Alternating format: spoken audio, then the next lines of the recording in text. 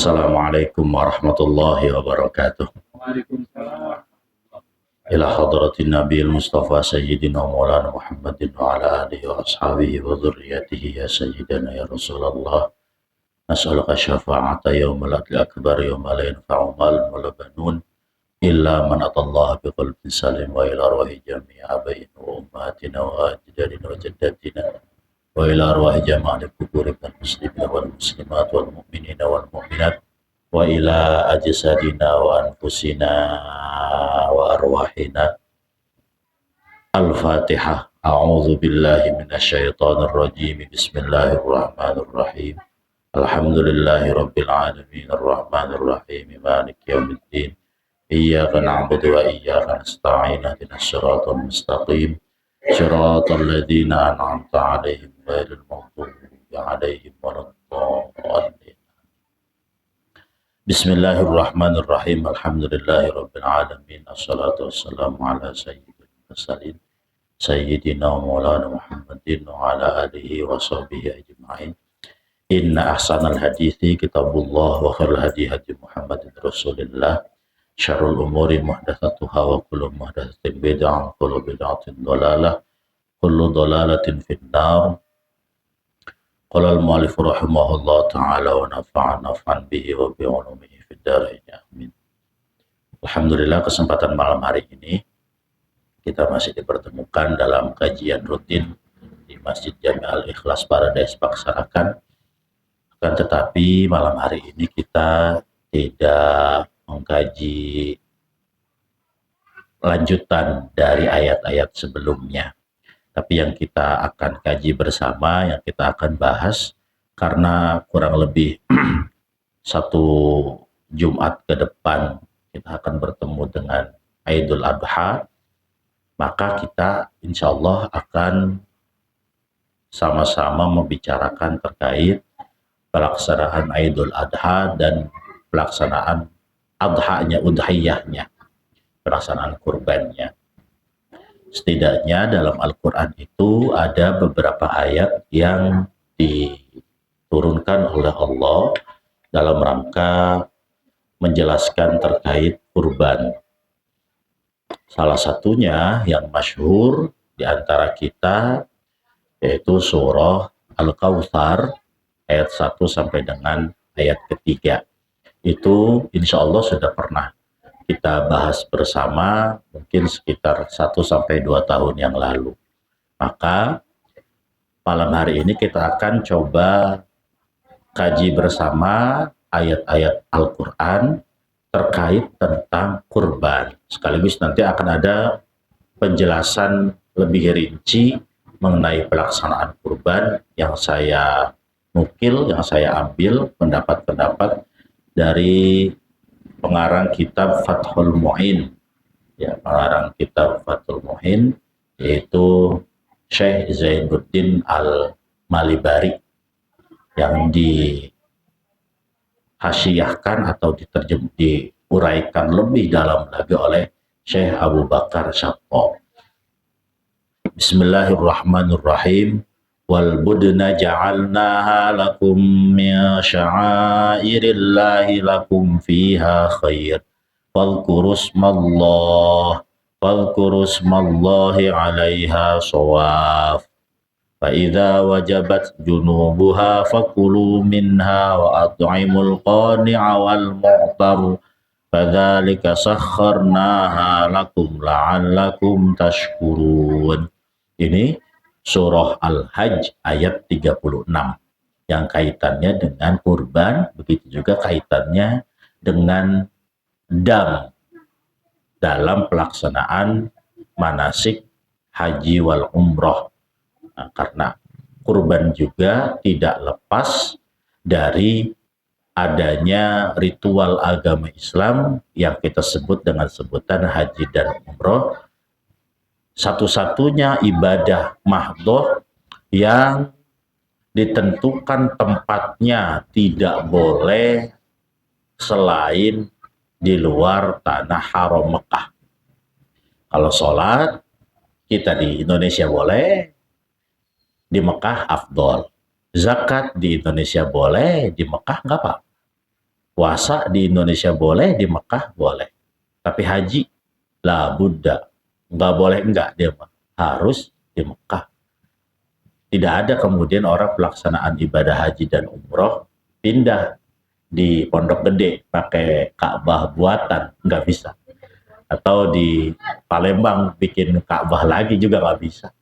Harus ibadah haji itu dilaksanakan pada bulan-bulan tertentu, al-hajju asyhur ma'lumat, yaitu pada bulan-bulan yang dikhususkan. Tidak boleh di bulan Syawal, tidak boleh di bulan eh, Muharram, tidak boleh di bulan Rabiul Awwal. Kalau pemberangkatannya mah boleh. Makanya kemarin itu ada yang sudah berangkat haji dari akhir bulan Syawal.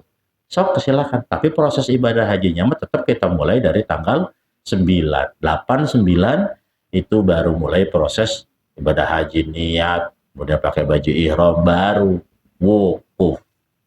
Ya, wukuf, tawaf, selesai jumroh, tahallul. Dan itu tidak boleh dilakukan di luar tanah haram Mekah. Ya. Jadi nggak bisa bikin aturan baru kita terkait hal itu mah harus di sana. Karena kita berkunjung ke Baitullah yang dibuat oleh Nabi Ibrahim dan Ismail putranya, dan pada saat Rasulullah ada pun Mekah dijadikan sebagai kota di mana ada sebuah bangunan yang di dalamnya atau yang dibuatnya itu untuk sarana atau menjadi kiblat umat muslim di seluruh penjuru dunia. Dan nggak boleh enggak, makanya harus di sana.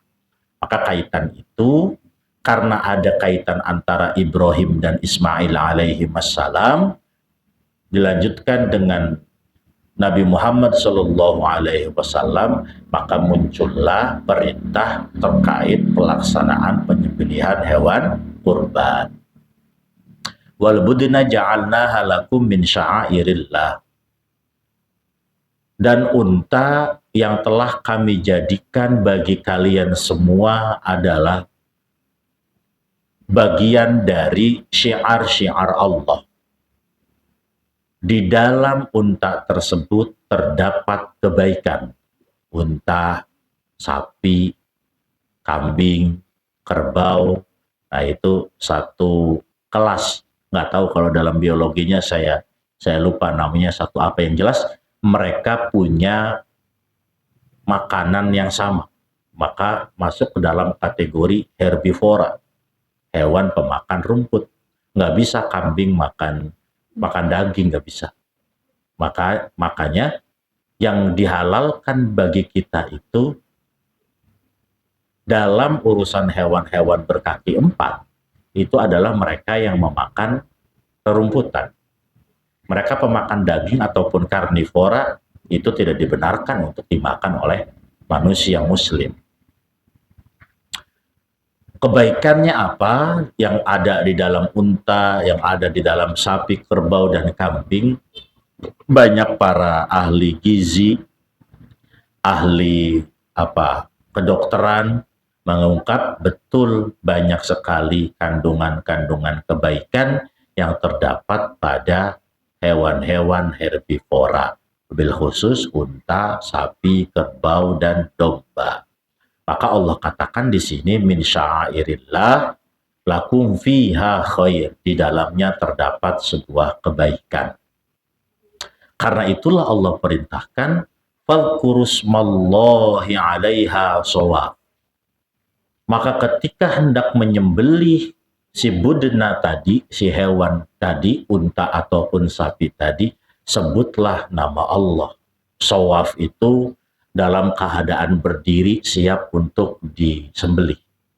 Kok dikatakannya shawaf? Karena bisa jadi tradisi penyembelihan klasik itu bukan direbahkan, tapi dalam keadaan berdiri sapinya. Bisa jadi juga penyembelihan sapi dengan cara tetap dalam keadaan berdiri itu masih dilakukan zaman sekarang. Nah, yang kita temukan di Indonesia itu penyembelihan sapi secara rebah, dijatuhkan. Tapi beberapa orang menyembelih sapi, menyembelih kambing, menyembelih kerbau itu dengan cara berdiri. Apakah tetap sah? Tetap sah. Yang penting menyembelih dengan cara menyebut nama Allah. Ya, jadi nggak harus sambil rebah saja. Hanya saja orang kita kalau motong sapinya sambil berdiri kayak susah, kayak ribet ya.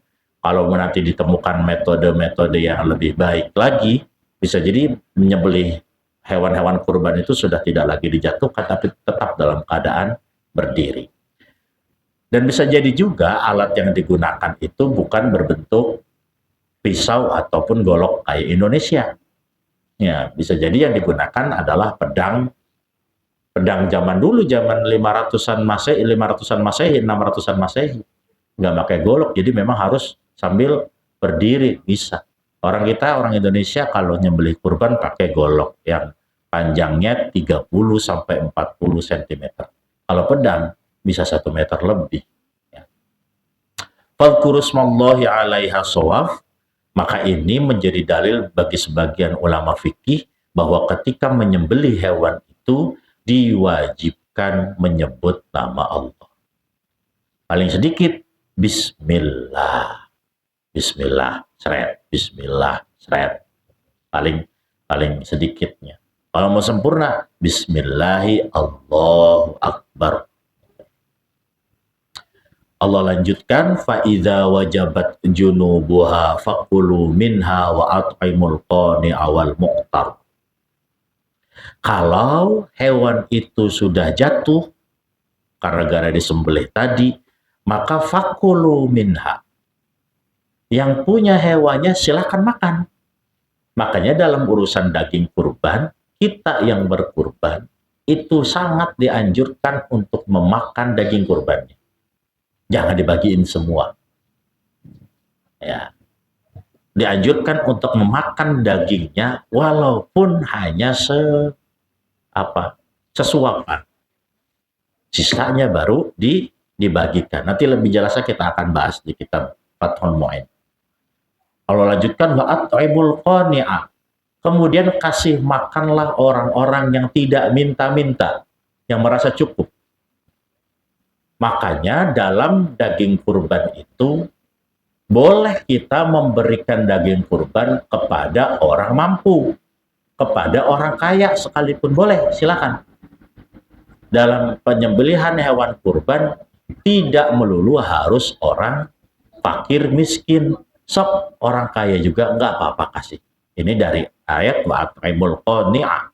Kasih makan kepada mereka yang qanaah, yang tidak meminta-minta. Wal mu'tar, dan mereka yang minta-minta. Maksudnya orang fakir miskin. Dari ayat ini barulah sebagian ulama menyimpulkan bahwa daging kurban itu hendaknya dibagi 3. 1/3 untuk yang punya kurban, 1/3 untuk orang kaya, 1/3 untuk orang fakir miskin. Tapi ini tidak saklek, karena Allah juga tidak menyebutkannya sulus, enggak. Allah menyebutnya secara umum. Fakulu minha wa at'imul qani'a wal mu'tar. Dan perlu diketahui juga bahwa lafaz minha itu yang jadi patokan. Min itu artinya sebagian. Kita boleh makan, tapi minha hanya sebagiannya aja. Jangan semuanya. Ya. Sisanya kita bagikan ke qani dan ke mu'tar. Kadzalika sakharnaha lakum la'allakum tashkurun. Yang seperti demikian, kami telah tundukkan hewan kurban tadi bagi kalian semua supaya kalian bersyukur, agar kalian bersyukur. Hewan kurban itu ditundukkan oleh Allah supaya kita bersyukur. Maksudnya ditundukkan apa? Sesulit apa sih kita nyembelih kurban? Nggak ada. Semua hewan yang dikurbankan itu adalah hewan yang jinak, yang sakharna, yang telah Allah jinakkan bagi kita. Coba kalau perintahnya, orang Islam kalau kurban, itu harus pakai harimau. Gimana nundukinnya? Susah, boro-boro mau nyembelihnya, kita mau nyamperinnya kita yang mati. Hewan kurban harus berbentuk singa misal, susah. Hewan kurban harus berbentuk anjing misal, nggak bisa juga, susah kita. Maka Allah katakan di sini kadzalika sakharnaha, bahwa disitulah kita harus bersyukur. Allah memerintahkan kita berkurban cukup menggunakan hewan-hewan yang Allah telah jinakkan. Semua hewan-hewan yang dihalalkan oleh Allah itu adalah hewan jinak. Disitulah kita harus bersyukur. Coba kalau Allah merintahinnya kita suruh makan kalajengking, makanlah kalajengking, ya kenyang kagak mati kita, ya. Makan ular kobra, nangkapnya aja susah, hanya beberapa orang doang. Tapi kalau kambing, kayaknya sebagian besar orang di dunia itu bisa menjinakkan kambing. Cukup dikasih rumput, dia akan nyamperin. Cukup dilus-lus palanya, sudah nurut. Dan dicocok, apalagi dicucuk hidungnya, udah makin nurut. Ada macan yang dicucuk hidungnya? Nggak ada. Ada anjing yang dicucuk hidungnya? Nggak ada. Lehernya mereka. Ya.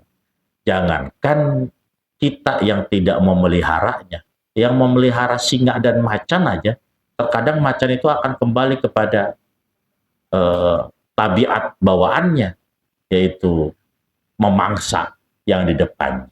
Tapi kerbau, orang yang tiap hari tidur sama keboknya, kalau rumahnya dekat sama kandangnya, tiap hari ketemu dulu selus, dia akan punya apa namanya, punya kedekatan emosional tersendiri.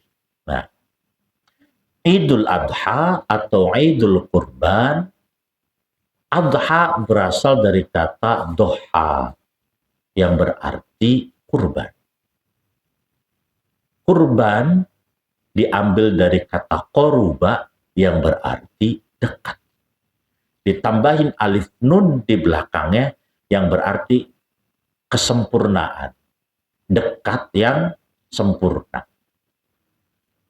Dalam sejarahnya, manusia itu awalnya dekat dengan Tuhan. Karena kemaksiatan, karena ketidaktaatan, membuat manusia jauh dari Tuhan. Maka proses untuk kembali mendekatkannya dinamakannya berkorban atau berkurban. Dalam bahasa Indonesia, kalau korban itu biasanya identik dengan hal negatif yang kita terima akibat perbuatan orang lain. Korban penipuan, negatif. Itu kita terima akibat perbuatan orang lain. Pak Dewan Firman, kenapa ini? Ini saya korban. Korban apa? Korban dagang. Kenapa dagang yang nggak laku-laku? Terus, ya korban dalam ditipu nggak ditipu. Bukan, itu bukan korban. Dalam bahasa Indonesia, korban itu berarti sesuatu yang negatif yang menimpa kita akibat perbuatan orang lain. Tapi kalau berkorban adalah perbuatan yang dilakukan kita sebagai wujud cinta, sebagai wujud sayang. Orang sayang ke anaknya, sayang ke istrinya, berkorban. Cari kerja ke sono kemari, siang jadi malam, malam jadi siang. Keringat sampai ke pantat-pantat, baju sampai basah, badan sampai hitam. Itu berkorban namanya.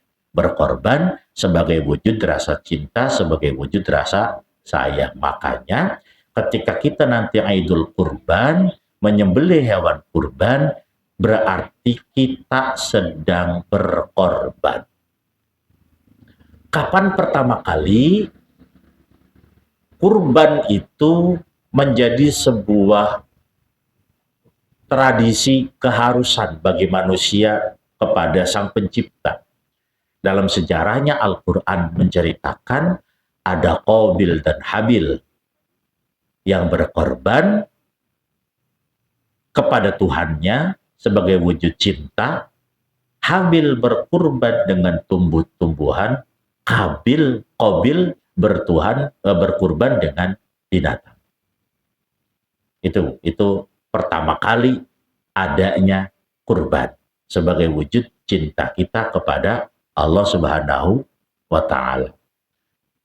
Dan dalam sejarah manusia, bukan hanya di kalangan umat Muslim, beberapa agama juga mempunyai perwujudan cinta kasih mereka terhadap Sang Kholik, terhadap Tuhan mereka. Salah satunya itu orang-orang Meksiko terdahulu berkurban kepada dewa matahari dengan menggunakan jantung dan darah manusia. Jantung diambil, sembahkan kepada dewa matahari.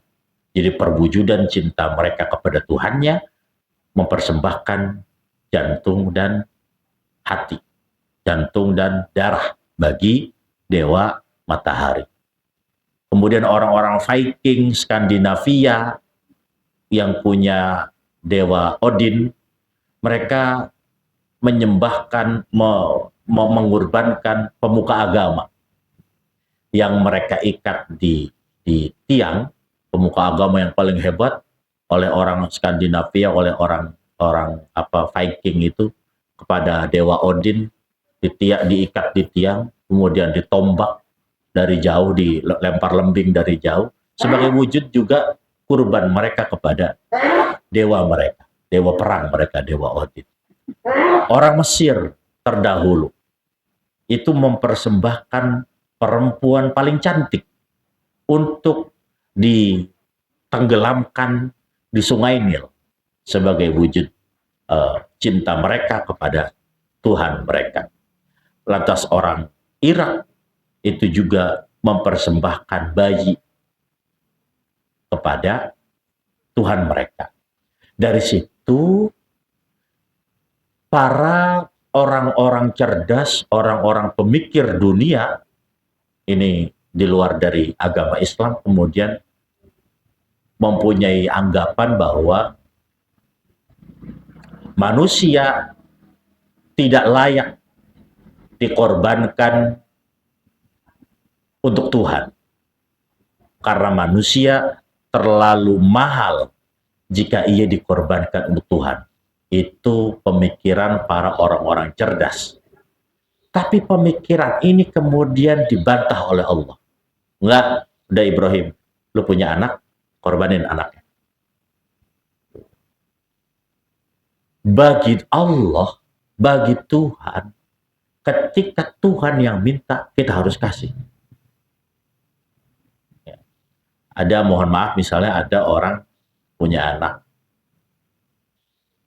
baru dapat 1 bulan meninggal dunia. Itu berarti anaknya kemana? Kembali kepada Allah. Jadi ketika Allah yang meminta, tidak ada kata mahal. Tapi Allah sayang sama manusia. Allah cinta sama manusia. Makanya Nabi Ismail alaihissalam diganti domba. Tuh. Tapi tetap pada mulanya Allah ingin memperlihatkan kedikjayaannya bahwa manusia harus nurut apapun perintah Allah. Kalau kita sudah lakukan, maka pasti Allah akan mempertimbangkan. Ya udah, karena benar-benar cinta sampai anaknya saja berani untuk dikurbankan, diganti oleh Allah menggunakan domba. Itu bukti bahwa Allah sayang terhadap manusia. Dari situlah muncul syariat-syariat yang Nabi Muhammad pun lakukan sebagai wujud mengikuti syariat Nabi Ibrahim alaihissalam. Makanya kita kemudian diperintahkan oleh Rasulullah untuk berkurban. Sampai Rasulullah katakan, barang siapa yang punya keluasan rezeki, falam yudahi fala yaqrabanna musallana. Yang punya kelebihan rezeki tapi nggak kurban, fala yaqrabanna musallana. jangan mendekati tempat sholat-sholat kami. Itu saking kuatnya perintah kurban. Makanya sebagian ulama kalau di luar mazhab Syafi'i sebagiannya mengatakan bahwa kurban itu hukumnya wajib, bukan sunnah. Tapi mazhab Syafi'i mengatakan kurban itu hukumnya sunnah muakkadah, sunnah kifayah, nanti pembahasannya. Nah, maka oleh Imam Abu Bakar, oleh Imam Abu Bakar Syatto itu dijelaskan bahwa yusannu muta'akkidan li hurrin qadirin tadhiyatun bidhabhi jad'i du'nin lahu sanatun aw saqata sinnu. Disunahkan secara muakkad bagi orang yang merdeka yang mampu untuk berkurban dengan menyembelih domba yang berusia 1 tahun lewat 1 tahun atau yang giginya sudah tanggal, sudah keropak, udah keroak lah, udah mau ganti gigi. Walau qabla tamamiha, walaupun sebelum sempurnanya 1 tahun. Jadi kalau ada kambing, dilihat giginya udah keropak, udah remak, udah hilang, maka dia dibenarkan dan sah untuk menjadi hewan kurban. Nah, di sini dijelaskan bahwa sunnah terhadap kita menyembelih hewan kurban itu masuk ke dalam sunnah. Kalau dalam wajib kan ada fardu ain, ada fardu kifayah. Ya, sunnahnya sunnah kifayah. Kalau satu rumah isinya anak, istri, atau isinya suami, istri, kemudian anak, maka kalau satu saja sudah berkurban dalam rumah itu sudah mendapatkan kesunahan seluruhnya. Kalau bahasa kitanya mah, kalau dulu udah ada kakak. Satu kakak itu, kalau yang satu sudah berkurban, maka yang lainnya sudah mendapatkan kesunahan. Jadi sunnahnya tidak sunnah ainiyah. Kalau sholat sunnah duha itu sunnah ainiyah, sholat sunnah tahajud sunnah ainiyah. Tapi kalau kurban sunnah kifayah. Dalam satu keluarga, satu orang saja sudah cukup, apalagi satu keluarga itu semuanya kurban. Bapaknya kurban, emaknya kurban, anaknya kurban, anak satu laginya kurban, mertuanya kurban, mertua perempuannya juga kurban, engkongnya kurban, nyainya kurban, cucunya kurban, apalagi itu. Berarti sudah sangat luar biasa pengorbanan kita kepada Allah Subhanahu wa Ta'ala. Kadang-kadang memang kita harus berkorban. Bahkan dalam beberapa hal pengorbanan yang kita lakukan itu harus ditunaikan. Karena berkorban menjadi cara untuk mendapatkan keuntungan ataupun mendapatkan kebaikan. Yang kebaikannya itu menjadi kebaikan bersama.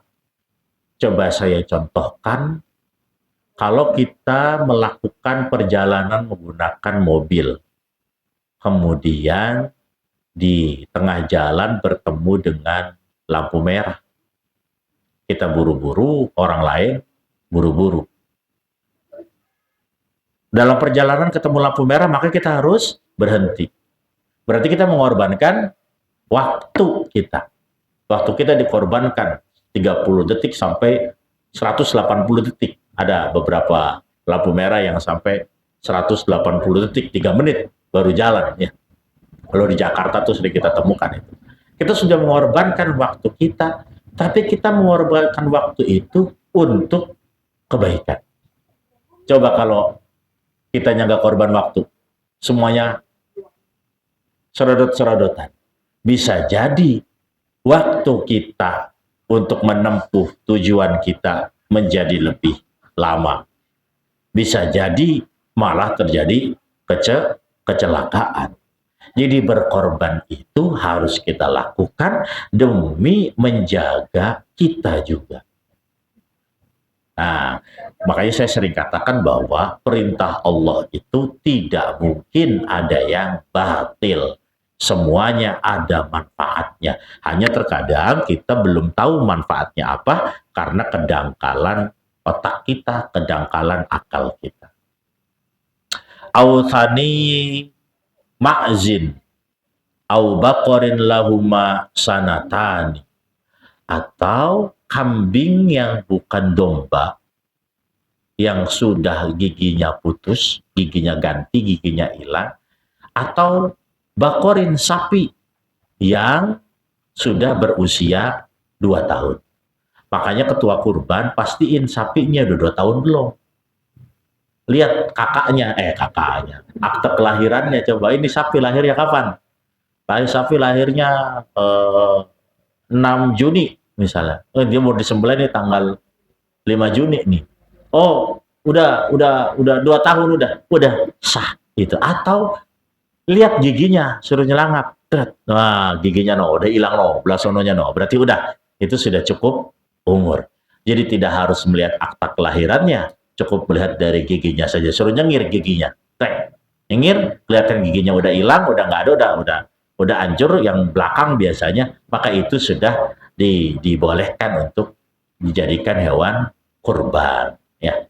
Makanya kalau mau jadi pengusaha sapi, kita harus bisa memberikan keyakinan kepada para konsumen, ya kalau bisa mah bikin akta kelahiran. Pas lahir bikin akta kelahirannya. Nih, tuh udah 2 tahun ini aktenya, ini di dukcapilnya udah begini sesuai, di kakaknya juga ada, baru lebih yakin. Au ibilin khamsu sinina. Kalau unta itu usianya 5 tahun. Kalau unta usianya 5 tahun. Ada perbedaan. Kenapa? Karena unta mah kalau 2 tahun masih kecil-kecil. Tapi kalau kambing, kalau sapi 2 tahun itu sudah besar. Kalau kata tukang sapi yang kemarin itu malah kalau lebih dari sekian tahun tidak akan besar lagi. Lebih dari 5 berapa tahun itu udah nggak akan gede, mentok kayaknya. Sampai itu segitu gitu aja. Tapi kalau usia 1 tahun itu masih ada pembesaran, dan 2 tahun itu udah masa yang stabil pembesarannya. Ya, jadi tadi kambing 1 tahun, kalau kambing yang bukan domba kayak kambing apa sih yang bukan domba? Kambing Garut ya. Kambing Garut itu usia 2 tahun atau sudah tanggal giginya, sudah hilang giginya. Sapi juga 2 tahun atau sudah tanggal giginya. Kalau unta 5 tahun. Ya. Apa niatnya? Biniyati udhiyatin inda dzabhin au ta'yinin. Dengan cara niat kurban ketika nyembelih atau ketika beli. Ketika beli, Bang, saya mau beli kambing, Bang. Buat apa, Bang? Buat kurban. Oke, berarti ini kambing buat kurban. Nah, di sini ada keterangannya. Wa ma'lumun annaha bil qalbi wa tusannu bil lisan fayaqulu nawaitul udhiyatal masnunah. Kalau bapak-bapak mau beli kambing atau mau beli sapi, itu niatkan kita belinya itu untuk udhiyah sunnah. Bang, saya mau beli kambing. Ya. Buat apa? Buat kurban sunnah. Au ada sunnatil udhiyati, atau niatnya melaksanakan kurban sunnah. Buat apa kambing beli? Buat melaksanakan kurban sunnah. Fa inik tasoro ala nahwil udhiyah sorot wajibatan. Kalau cuman begini ngomongnya, beli apa Pak Haji? Oh ini Bang, saya mau beli kambing buat apa? Buat kurban. maka fasorat wajibatan. Kambingnya jadi kambing kurban wajib. Kalau kambing kurban wajib, yahrumul aklu minha. Haram makannya. Yang punya kambingnya. Haji Arifin mau kurban, beli daging, beli sapi kurbannya. Saya mau beli sapi kurban buat apa? Buat korban. Ah, buat korban. Iya, buat korban. Maka yahrumul aklu minha. Haram. Karena itu menjadi udhiyah wajibah atau kurban wajib. Kalau kurban wajib, maka kita tidak dibenarkan yang berkurban ini untuk memakan sedikit pun dari daging tersebut. Makanya niatkan untuk kurban sunnah. Yang kemarin udah niatin kurban sunnah aja. Oh, niat kurban sunnah. Atau ketika nyembelihnya. Pas kita nyembelihnya, Pak Ahid, bismillahirrahmanirrahim, ya Allah, niat saya menyembelih sapi ini untuk kurban sunnah. Selesai sudah. Maka itu yang kurbannya jadi boleh untuk memakan dagingnya.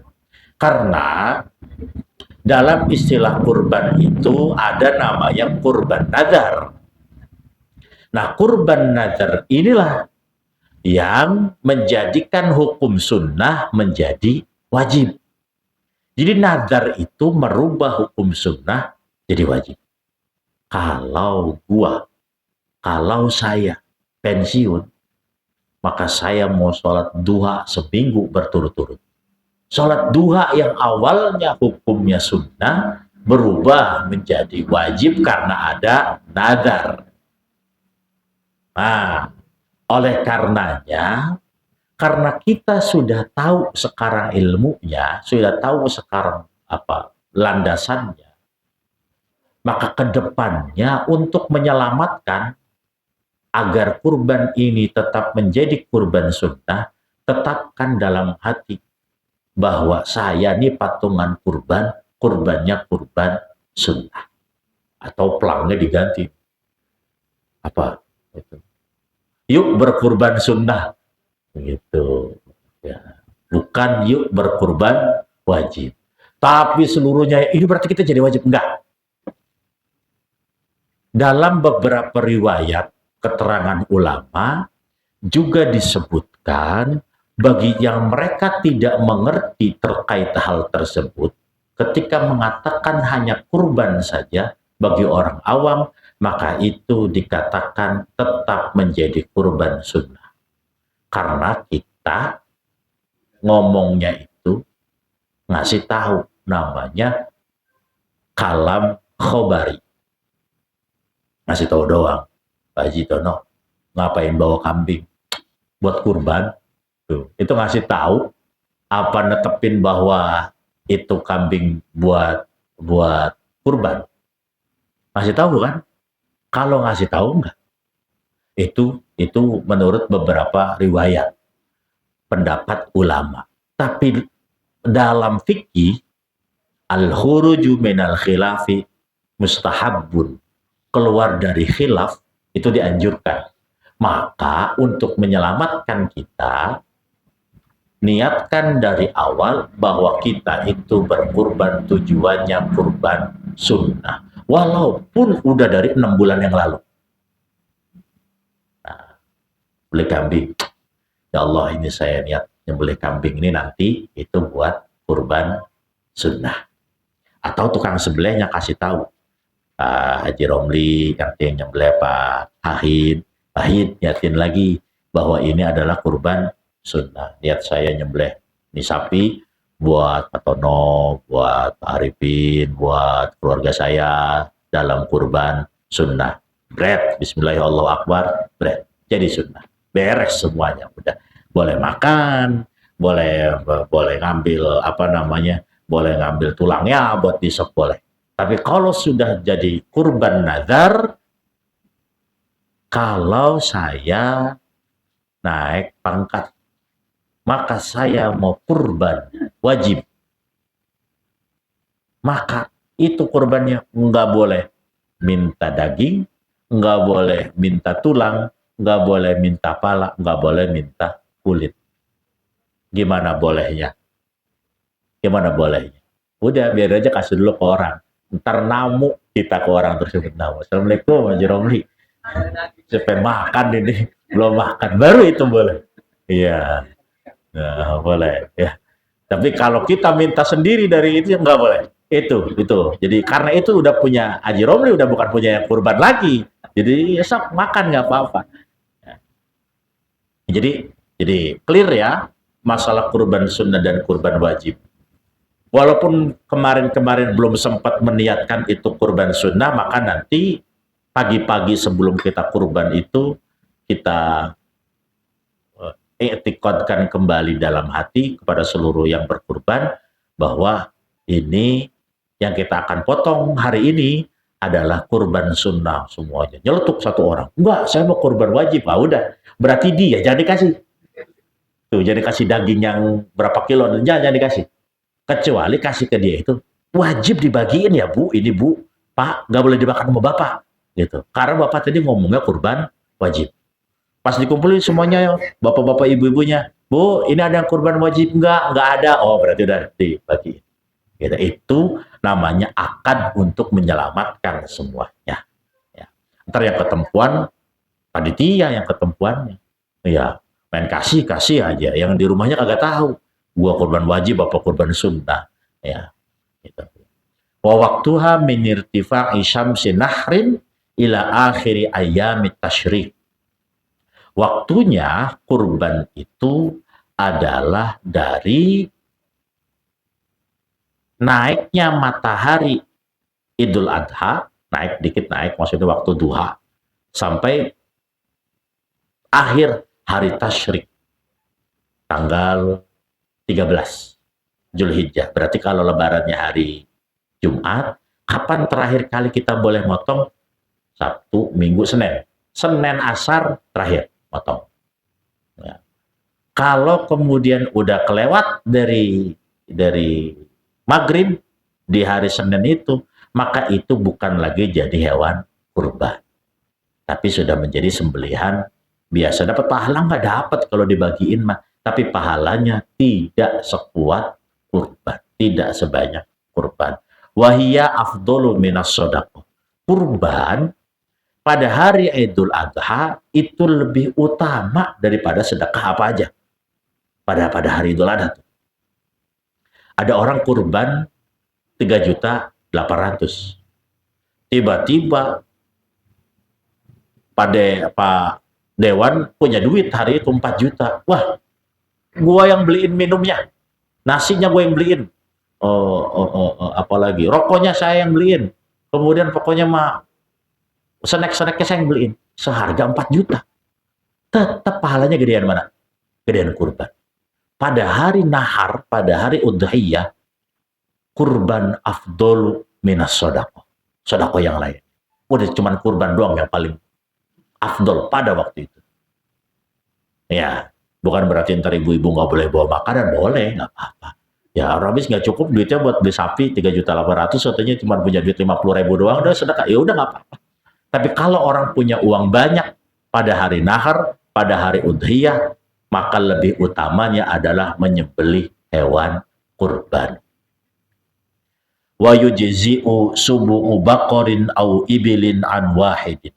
Dan cukup untuk 1 ekor sapi ataupun 1 ekor unta bagi 7 orang. 7 orang nyembelihnya 1 ekor sapi, 1 ekor unta. Ya, mana yang lebih afdol? Afdol seluruhnya. Yang lebih afdol itu adalah yang paling gede hewan kurbannya, itu yang paling afdol. Maka jangan pernah katakan begini, lebih afdol kambing. Lebih afdol kambing. Sapi mah enggak afdol, ntar di surganya naik sapinya mah sebet 7 katanya. Itu karena kita mikirinnya pakai akal kita. Ya bisa jadi sapi ntar di surganya walaupun sapinya cuma sapi gede, kan lebih enak jalannya, lebih keker. Nah, daripada naik kambing yang cuma 20 kilo, berat badan kita 80 kilo, membes kambingnya. Ya, jadi tidak ada yang lebih mengafdolkan antara kambing dan unta, yang mengafdolkan itu adalah jumlah timbangan, jumlah daging. Biasanya dilihat dari tanduknya. Tanduknya makin melengkung, kalau buat domba, tanduknya makin melengkung, makin bagus. Sapi, kerbau, tanduknya makin ada, makin gede, makin bagus. Boleh enggak? Kemudian kita kurban pakai kambing perempuan, sapi perempuan. Ya. Boleh. Boleh kita berkurban pakai sapi perempuan. Ini mas sapinya perempuan. Boleh nggak? Boleh, silakan. Kambingnya kambing perempuan, boleh nggak? Boleh.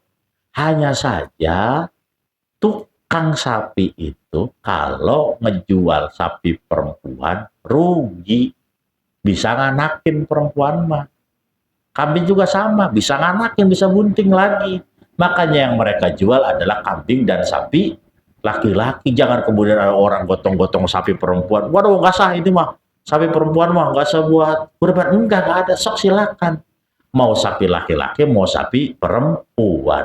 Hanya kalau sapi perempuan, ya itu resikonya tukang sapinya rugi. Harusnya bisa nganakin lagi, tapi harus disembelih. Biasanya yang disembelih itu adalah sapi-sapi menopause. Sapi-sapi yang ketika dites ini tidak mungkin melahirkan lagi, rahimnya udah diangkat misalnya, udah disteril gitu ya. Tapi memang yang jadi korban itu biasanya laki-laki, karena perempuan mah susah buat berkorban ya. Ya. Wala yujzi'u ajfa'u wa maqtu'atu ba'di dzanabin. Tidak mencukupi kurban itu ketika kita menggunakan hewan kurban yang kurus. Sapi datang tek lah. Sapinya kagak ada dagingnya, ini mah kurus, nggak boleh. Karena apa? Karena berarti kita menyamakan Nabi Ismail sama hewan yang penyakitan. Ya. Atas apa lagi yang nggak boleh? Yang terpotong ekornya. Kambing lewat. Ini kambing ekornya kagak ada. Kenapa ekornya? Dari kecilnya nih kambing memang ekornya kagak ada, cacat, ekornya kagak ada, nggak boleh. Kecuali lagi dalam perjalanan itu kambing ketabrak mobil, ekornya doang, putus. Nah, mau dikorbanin digotong sama tukang korbannya, tabrak mobil, ekornya doang putus, sah. Sama sapi juga, dalam perjalanan ekornya putus, sah. Nggak apa-apa itu, karena bukan dari lahir, karena bukan kesengajaan si pemilik. Kenapa harus ada dikatakan tadi harus utuh ekornya, harus gemuk? Karena ada orang begini, ya udahlah, mau dikorbanin ini lumayan, ada buntutnya, udah buntutnya kita potong, kita sate duluan, nggak boleh, itu tuh. Ya, jadi harus dalam keadaan sapi yang utuh, jergenak, gemuk, nggak kurus lah intinya mah. Ya sterek-sterek lah, nggak terlalu gemuk-gemuk amat, minimal tangannya ada ototnya, apa nggak kurus-kurus amat gitu. Ya. Karena kalau kurus juga apa yang mau dimakan. Biasanya kalau kurus itu dalam binatang kalau kurus banget itu berarti binatang tersebut penyakitan. Kalau binatangnya penyakitan kemudian kita konsumsi, kita juga yang berbahaya. Au udhunin, atau kupingnya hilang. Pas dilihat sapinya nggak ada kupingnya, satu sebelah doang nih sapi kupingnya, nggak boleh. Kecuali lagi-lagi dalam perjalanan mau disembelih, kupingnya cedera, baru nggak jadi masalah. Wadza ta'arujin wa awarin wa marodin bayyinin. Wadza ta'arujin wa awarin wa marodin bayyinin. Atau si hewan kurban tersebut pincang. Hewan pas datang sapinya pincang, teklek. Bang, ini dari kapan pincangnya? Dari dulu ya, adalah bangsa sekitar 2 tahun yang lalu mah nih sapi udah pincang, emang nggak boleh buat kurban. Tapi kalau dalam perjalanan tuh sapi keram kakinya, kemudian turun dari mobil jatuh kepleset, tetap boleh itu mah. Karena itu mah bukan unsur kesengajaan dan itu bukan akibat bawaan lahir. Ya berarti sapinya nggak bisa disembelih dong. Bukan nggak bisa disembelih, nggak bisa kurban doang. Kalau buat jadi sate sapi umum didagangin di tukang dagang mah boleh. Mau sapi penyakitan kayak mau sapi apa itu halal-halal aja. Tapi kalau buat kurban stop. Harus hewan yang sempurna. Karena kita sedang ittiba Nabi Ibrahim dan Nabi Ismail. Kalau hewan kurbannya jelek ya sama aja kita menghina Nabi Ibrahim, menghina Nabi Ismail. Wa awarin buta, sapinya buta, nggak bisa ngelihat. Ya merem ya matanya, nggak boleh. Kalau rabun doang boleh. Sapinya rabun, pakai kacamata sapinya. Masalah boleh. Itu Pak. Ya. Kalau sapinya buta, nggak boleh. Ya. Bagaimana kita tahu sapi itu buta? Ya lihat atau tanya ke ahli peternakan. Pak, ini sapi matanya normal enggak? Normal. Enggak buta, enggak. Cuman emang karena ini sapi udah agak tua, usianya 4-5 tahun, paling rada rabun aja. Karena dari matanya udah kelihatan nih agak rabun. Oh nggak apa-apa. Yang buta yang nggak boleh. Lagi-lagi tapi kalau butanya dalam perjalanan, maksudnya perjalanan hendak dikurbankan. Wa marodin bayinin, sapinya sakit yang jelas sakitnya. Ya, bukan yang tidak kelihatan. Ada sapi yang jelas kelihatan sakit, ada yang nggak jelas. Ini sapi lemes amat. Sakit enggak? Enggak sakit. Ini mah karena kecapean doang. Nggak jelas sakitnya, udah. Tapi kalau sapinya udah meler aja misalnya, kemudian dibangunin, nggak mau. Bangun dioyak-oyak juga nggak mau. Diangkat dipaksa juga ngengso, tapi udah cengap. Namanya marodin bayinin. Maka jangan digunakan untuk jadi hewan kurban. Khawatir nanti dagingnya tidak bagus. Wala yadurru syaqqu udhunin au kharquha. Kalau ada kupingnya cuman sobek doang, sobek, nggak hilang. Kalau tadi hilang, namanya kupingnya nggak ada. Kalau kupingnya cuman sobek doang, boleh. Kupingnya cuman sobek atau retak, kupingnya retak, nggak jadi masalah itu. Yang nggak boleh itu kalau nggak ada kupingnya. Wal mu'tamadu adamu ijza'it tadhiyati bil hamil. Pendapat yang muktamad, tidak boleh kita menjadikan hewan kurban yang hamil untuk disembelih. Yang muktamad di USG sapinya lagi bunting, pendapat yang kuat yang dijadikan pegangan nggak sah. Khilafan lima sahahahu Ibnu Rif'ah. Ada satu ulama namanya Ibnu Rif'ah itu mengatakan bahwa nggak apa-apa karena tidak tertera juga secara jelas di Al-Quran maupun hadis. Tapi ulama mayoritas mengatakan kalau sapinya dalam keadaan hamil maka tidak dibenarkan untuk dijadikan hewan kurban. Berarti sapinya perempuan apa laki-laki? Perempuan. Makanya kalau nanti misalnya ada orang mau kurban sapi, sapinya perempuan, dicek dulu di USG, dibawa ke dokter Nas di sono atau dibawa ke rumah sakit. USG, dok, coba lagi bunting nggak? Lagi bunting, jangan. Ya, kenapa? Kalau lagi hamil jangan. Sayang, itu di dalamnya ada bayinya, bisa dilakukan untuk dibesarkan lagi nantinya. Walau nadharat tadhiyata bimaibatin aw saghiratin aw qala ja'altuha udhiyatan fa innahu yalzamu dhabhuha wa la tujzi'u udhiyatun. Wa in ikhtassa dhabhuha bi waqtil udhiyah wajarat majruha fi sarfi. Kalau ada orang nadar pakai sapi cacat, sapi pincang, tapi ngomong ini sapi nih, gua mau jadiin hewan kurban nadar. Kurbannya tetap wajib, tapi dia harus mengulangi kurbannya tahun depan. Tuh, kurbannya tetap wajib, harus dilakukan karena nadar tadi. Tapi dia tetap harus mengulangi kurbannya di tahun depan. Gitu ya. Wa yahrumul aklu min udhiyatin aw hajjin wajaba binadri. Tidak boleh memakan daging dari udhiyah yang tadi dinazarkan. Kalau sudah dinadarkan, maka itu sudah milik umat muslim. Dia nggak boleh ngambil buat dihadiahkan juga ke orang lain. Nggak boleh. Pokoknya udah itu diserahkan aja. Pak Haji Arifin ngomong begini, ada sapi pincang nih, sapi pincang nih buat gue jadiin hewan kurban aja nih ya. Nih Pak Haji Romli, ini sapi saya, walaupun pincang tapi saya mau jadiin hewan kurban. Ya, wajib disembelih. Haji Arifin nggak boleh makan, nggak boleh minta buat dihadiahkan ke orang lain, nggak boleh. Minta saya 5 bungkus nih buat tetangga saya, nggak boleh. Udah, ini karena udah nazar jadi milik orang muslim. Silakan panitia yang ngebagi itu. Wa yajibut tasadduqu walau ala faqirin wahidin bisyai'in nayyi'an walau yasiran minal mutatawwi'i biha. Dan wajib mensedekahkan walau kepada satu orang fakir saja. Jadi membagi hewan kurban kepada orang lain hukumnya wajib walaupun satu doang.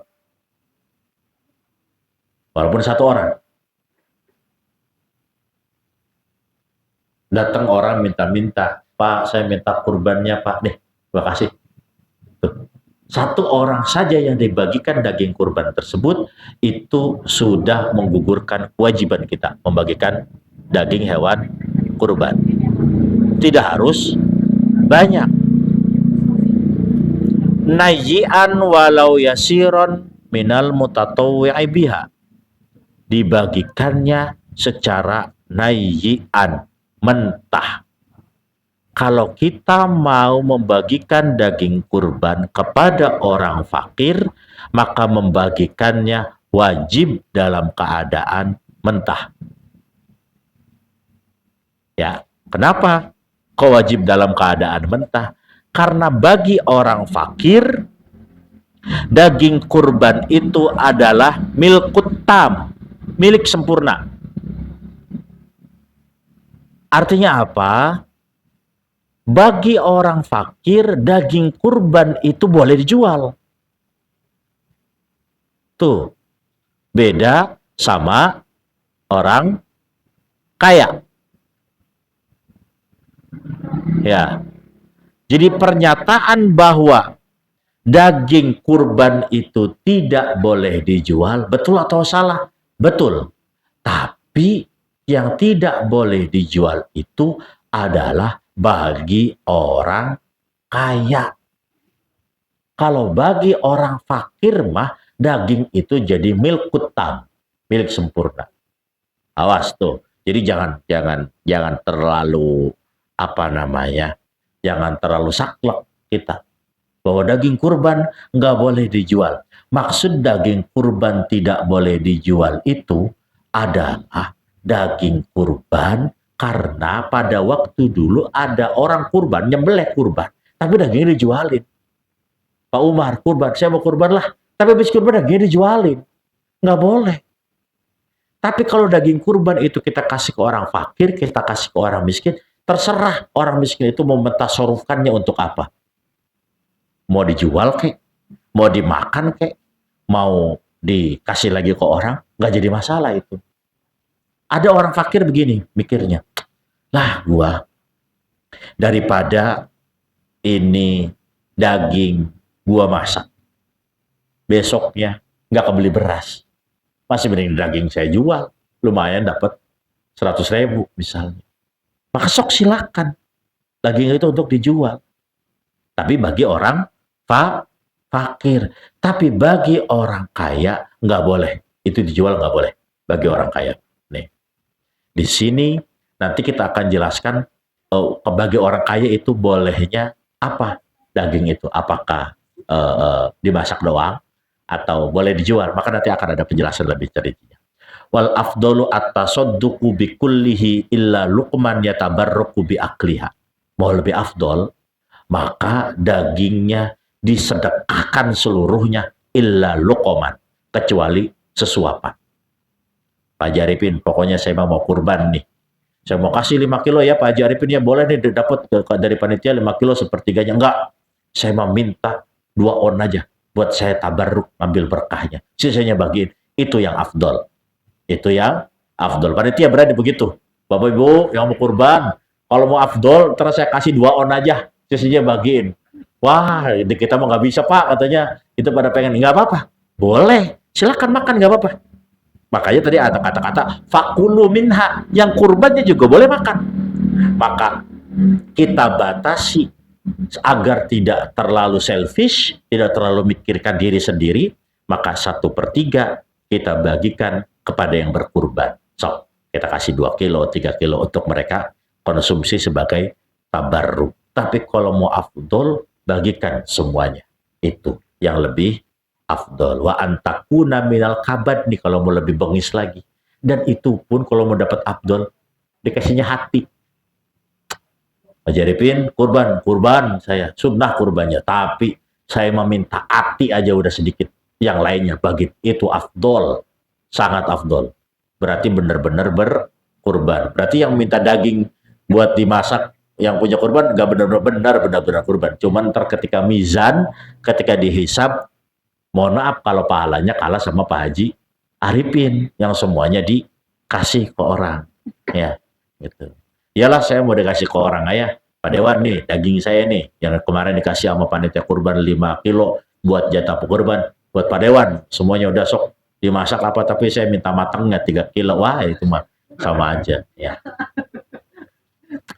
Wa alla ya'kula fawqa salasin, dan hendaknya tidak memakan lebih dari 3.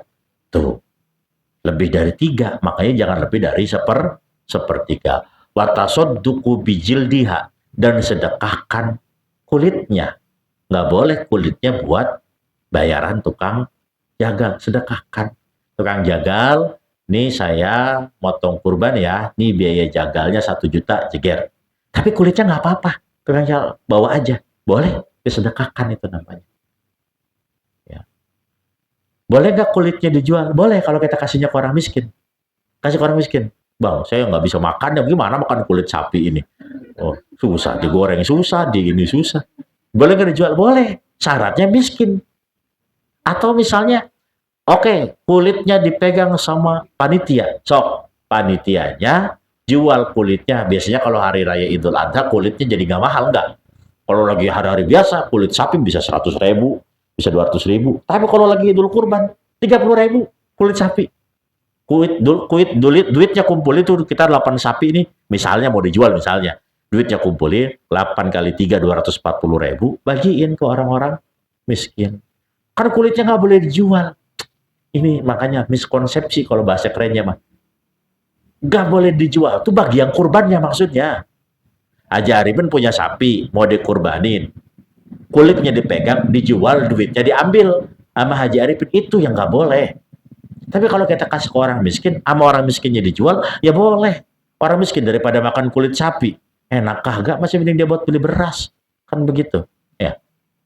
Walahu it'amu agniya ala tamlikuhum. Nah, ini keterangannya buat orang kaya. Baginya juga boleh ngasih makan orang kaya asal tidak memilikinya. Maka baiknya kalau ngasih ke orang kaya di perumahan ini kan alhamdulillah kaya semua ya, itu kasihnya matang. Iya. Ibu serantang ini maksudnya apa? Supaya dia sama orang kaya tuh nggak dijual. Jadi emang buat makan doang. Kalau orang kaya bukan buat dijual, nggak boleh. Makanya bukan milik kutam, bukan milik sempurna kalau orang kaya mah. Kata panitia di sini, atau ribet kan kita, masanya kita masak daging 100 kilo katanya. Ya udah, kalau memang ribet buat dimatenin, maka kita kasih tahu ke orang yang kita kasih, khusus untuk orang sini nih, Bu, Pak, ini daging jangan dijual, masak aja. Nah, maka di sini dijelaskan begini. La yajuzu tamlikul agniya'i minha syai'an. Tidak boleh orang kaya itu memiliki dari daging itu sesuatunya, nggak boleh dimilikin. In kana milkuhum dzalika yatasarrafu fihi bil bai'i wa nahwi, seperti dijual atau yang lainnya, menjadi gadean, menjadi upah, nggak boleh. Malakat malaktukum hadza litatasarrafu fihi bima syi'tum amma idza milkuhum iyyahu la lidzalika bal lil aqli wahdah fayajuzu.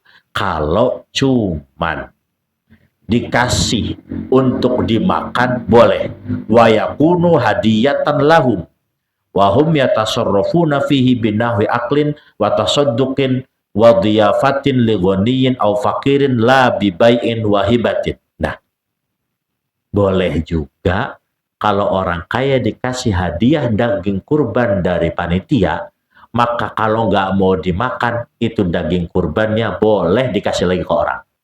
Nih, kok saya mah orang kaya udah biasa makan daging nih, buat empo aja ya dagingnya, boleh. Atau buat tamu, ya. Atau buat tamu, maka boleh juga masak daging kurbannya buat tamu.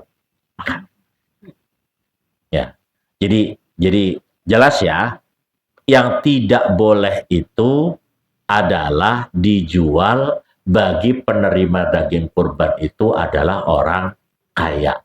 Kalau orang miskin yang nerimanya milkut tam itu mah sempurna miliknya, sok dijual kemana aja bagi orang miskin. Tapi bagi orang fakir, kalau mau bapak ibu dagingnya dijual jadi orang miskin dulu ya, sok dagingnya dijual nggak apa-apa. Kalau masih kaya, dagingnya kita makan supaya dapat berkah ya.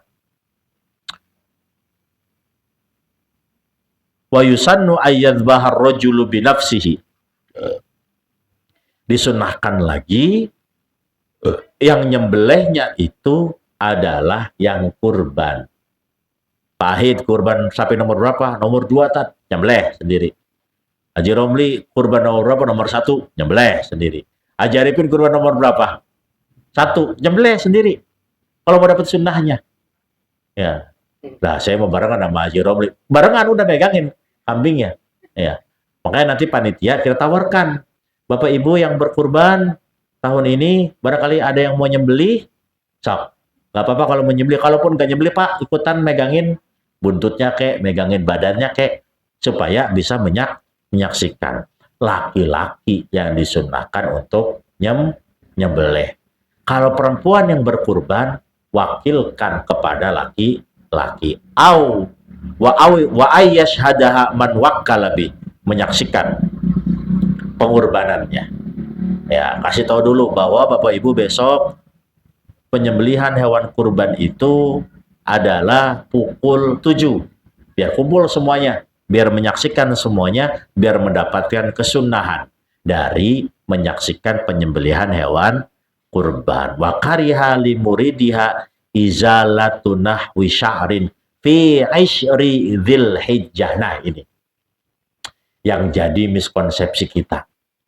Makruh bagi orang yang hendak kurban mencukur rambut, kuku, fi 'ishri dzilhijjah pada tanggal 10 Dzulhijjah. Sekarang tanggal berapa? 2, 3. Tanggal 3 Dzulhijjah. Udah makruh belum? Belum. Kapan makruhnya? Entar tanggal 10. Kalau udah masuk tanggal 10 maghrib di takbiran nih, takbiran hari Kamis ya, Kamis maghrib takbiran. Itu jangan potong kuku, jangan potong rambut kita yang mau kurbannya. Stop di situ. Kapan potongnya? Nah, kalau udah disembelih. Bukan dari sekarang. Bayangin Pak, Bapak 9 hari nggak nyukur kuku, oh ya, nggak jabutin bulu ketek, itu bulu ketek bisa dimohak kayaknya. Ya. Kukunya udah panjang-panjang pasti. Maka kapan dimakruhkannya? Entar. Kalau udah masuk takbiran, tanggal 10 Dzulhijjah, stop potong kukunya. Stop potong rambutnya. Apa? Itu perintahnya. Itu sunnahnya. Nggak jadi haram, enggak. Makanya, kan besoknya mau Idul Adha, kita disunahkan bersih-bersih dulu. Iya, motongnya di hari sebelumnya, tanggal 9. Atau pas asar tuh, zuhur asal hari Kamis tuh. Itu udah kita potong-potong, udah. Potong-potong. Tuh ya. Jadi bukan dari awal Dzulhijjah, dari hari apa kemarin tuh? Rebo. Pada Rebo. Wah bang, kita kumis udah nyampe ke bawah kayaknya itu. 7 hari kagak dipotong-potong, ya. Terus kemudian kuku juga udah kelihatannya apa namanya hitam-hitam, panjang-panjang. Makanya itu nanti akan bertolak belakang dengan perintah Rasulullah untuk membersihkan kuku. Perintah Rasulullah membersihkan kuku kan Senin, Kamis membersihkan kuku. Hari Jumat. Tuh, ya. Jadi tetap sunnahnya itu dimulai fi ishri Dzulhijjah dalam 10 bulan Dzulhijjah. Bukan dari tanggal 1.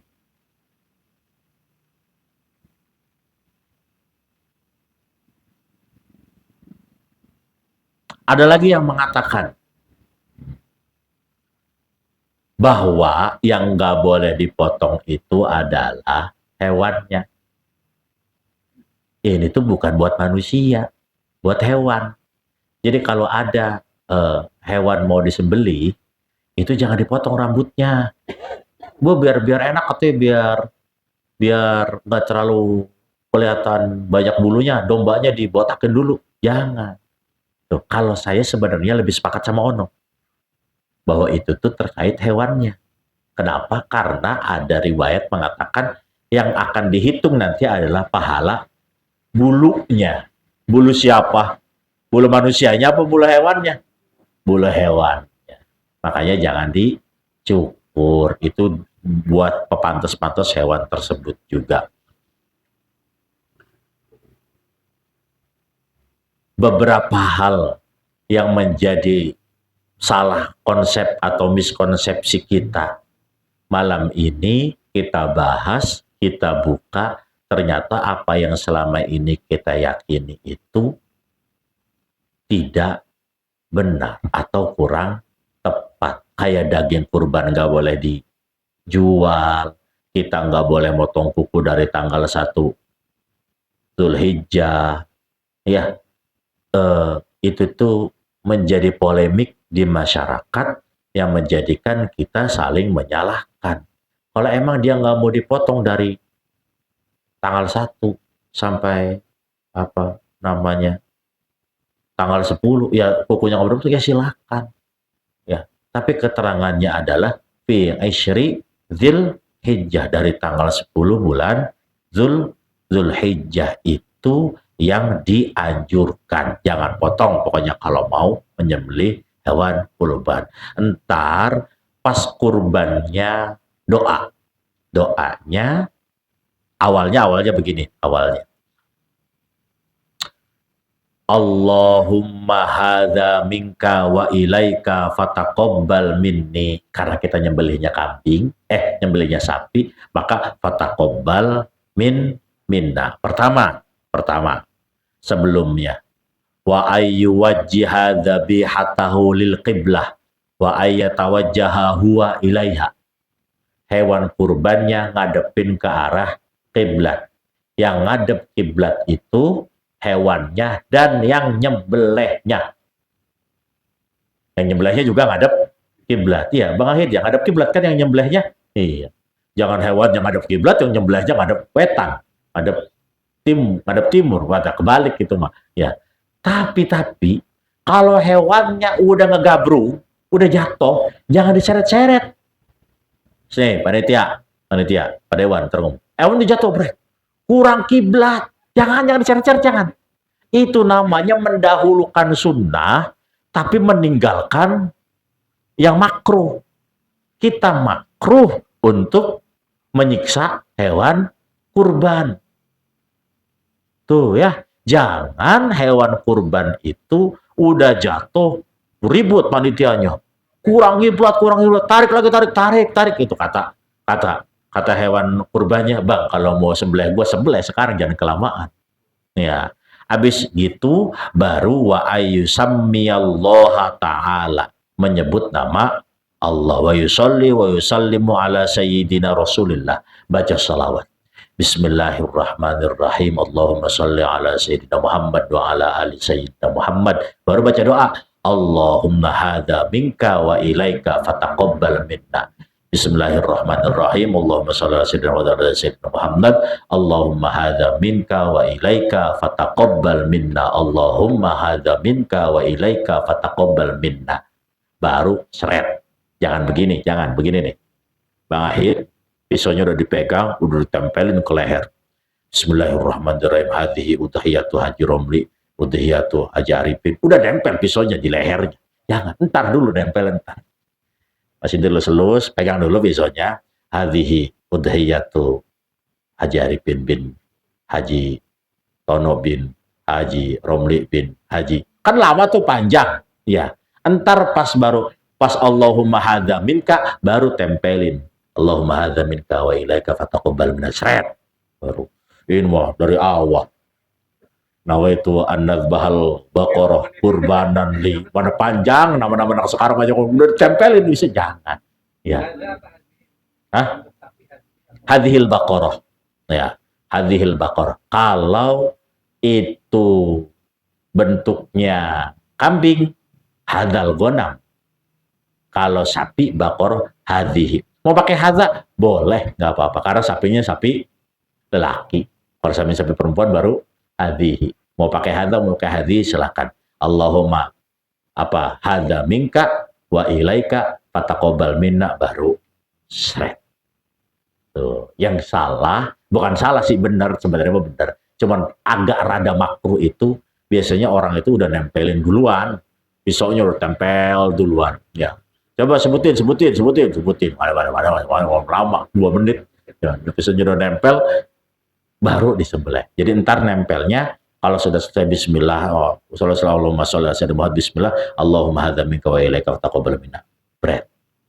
Tuh, ya. Jangan jangan bikin sapi mudah deg-degan duluan, jangan ya. Wa yamtani'u naqluha an baladil udhiyati kazzakah. Tidak boleh memindahkan kurban kita di luar dari tempat kita. Haji Romli hidupnya di mana? Di Sepatan. Kurban di mana? Di sono, di Papua. Jangan. Ya. Kalau kurbannya orang Sepatan, kurbannya di Sepatan. Orang mana Haji Arifin? Saya orang Sepatan. Kurbannya di mana? Kurbannya di Sumatera. Jangan. Orang hidupnya di Sepatan. Ya. Jadi seperti itu tuh. Ya. Sama halnya seperti zakat. Maka ada yang mengatakan begini. Zakat di mana, Pak? Zakat itu yang lebih afdol adalah di tempat kita lebaran. Yang lebih afdol. Atau yang lebih afdol. Walaupun sah-sah aja. Mau di mana juga. Tapi yang lebih afdol adalah di tempat kita lebaran. Makanya bahasa di sini adalah balad. Balad itu ya bisa kampung, bisa kota, bisa provinsi. Baladun thayyibah itu bisa berarti negara juga. Tapi sebisa mungkin ketika kita ngasih itu dari yang terdekat terlebih dahulu. Daging kita kasih sekeliling ini semuanya, kalau sudah baru yang jauh. Jangan yang sekeliling kagak dapet, yang melihat baunya, yang ngelihat sapi digotong-gotongnya nggak dapet, yang jauh-jauh malah dapat. Makanya ada ayat Al-Quran, wa'ati dzal qurba haqqahu. Mulailah dari yang terdekat terlebih dahulu. Barangkali itu untuk pembahasan kurban, bahwa nanti dalam pelaksanaan penyembelihan kurban itu di sini insya Allah hari Sabtu ya Ji. Insya Allah hari Sabtu penyembelihannya, karena waktunya lebih fleksibel. Kita mulai penyembelihannya insya Allah habis subuh ya, jam 7 habis subuh. Jam 7 penyembelihannya biar cepat selesai. Membantu semuanya. Di kita di sini di perumahan Parades ini tidak ada yang punya daging kurban itu milkut tam, nggak ada. Semuanya miliknya bukan milik sempurna, jadi tidak boleh dijual. Kecuali nanti dari orang luar yang memang fakir, yang memang miskin, maka daging itu diperkenankan untuk dijual kalau benar-benar memang miskin. Terus sok silakan masih boleh potong kuku, masih boleh potong rambut, masih boleh nyambut bulu ketek, boleh. Nanti berhentinya pas tanggal 10 sampai kemudian sudah disembel. Ya, itu saja. Nanti kita akan lanjutkan pada pembahasan berikutnya. Sudah kembali lagi ke tafsir al-jalalain. Wallahu a'lam bishawab wa ilal marji wal ma'ab. Al-Fatihah. A'udzu billahi minasyaitonir rajim. Bismillahirrahmanirrahim. Alhamdulillahirabbil alamin. Arrahmanir rahim. Maliki yaumiddin. Iyyaka na'budu wa iyyaka nasta'in. Ihdinas siratal mustaqim. Shiratal ladzina an'amta 'alaihim ghairil maghdubi 'alaihim waladdallin. Amin. Amin ya Allah ya Rabbal alamin. Rabbana awzi'na an nashkura ni'mataka allati an'amta 'alaina wa 'ala walidayna wa an na'mala shalihan tardahu bi rahmatika ya arhamar rahimin. Rabbana atina fid dunya hasanah wa fil akhirati hasanah wa qina adzabannar. Sallallahu ala sayyidina Muhammadin alhamdulillahi rabbil alamin. Assalamualaikum warahmatullahi wabarakatuh.